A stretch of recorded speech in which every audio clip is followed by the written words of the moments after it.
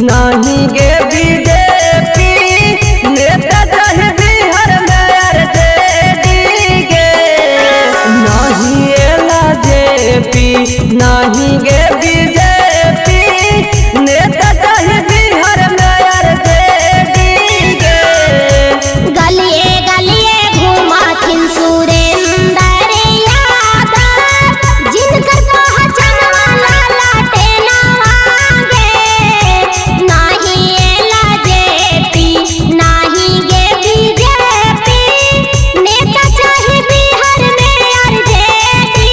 गे यगमाई सुना ही जहानाबाद में बड़ बड़ बतियाना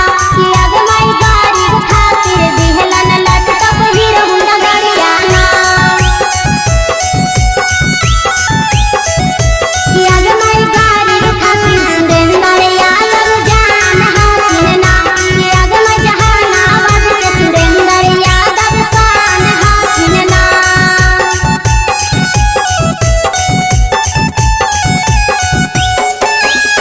निकला गे उना करा हरियर मच्छी आगे कितना लोग पाँव पड़े बड़े बड़े माफी आगे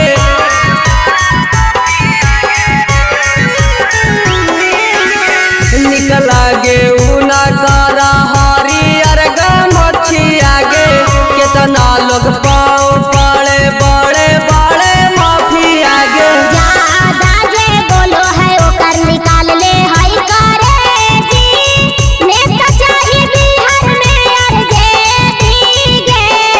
सुरेंद्र भैया घूमथिन जहानाबाद के गलिया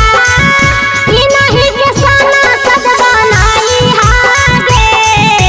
गलिए गलिए घूमथिन सुरेंद्र यादव जिनकर पहचान वाला लाटेना वागे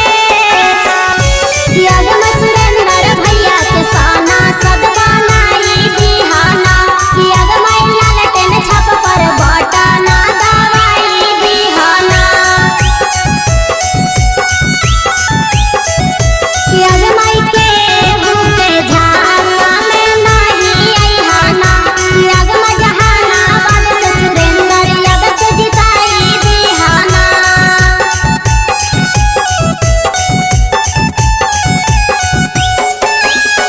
बीजेपी एलजेपी सब कई बेकार आगे पिंटू लीला बनत आरजेडी के सरकार आगे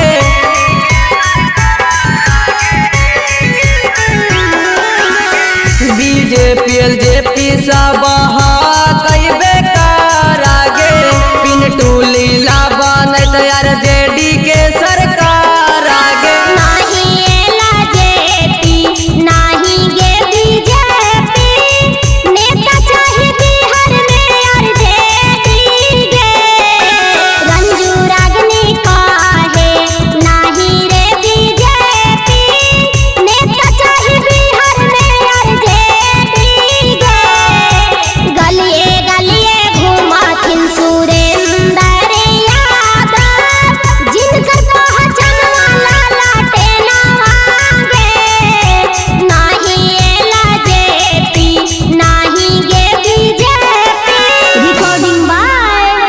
आरएम म्यूजिक गुरारू गया।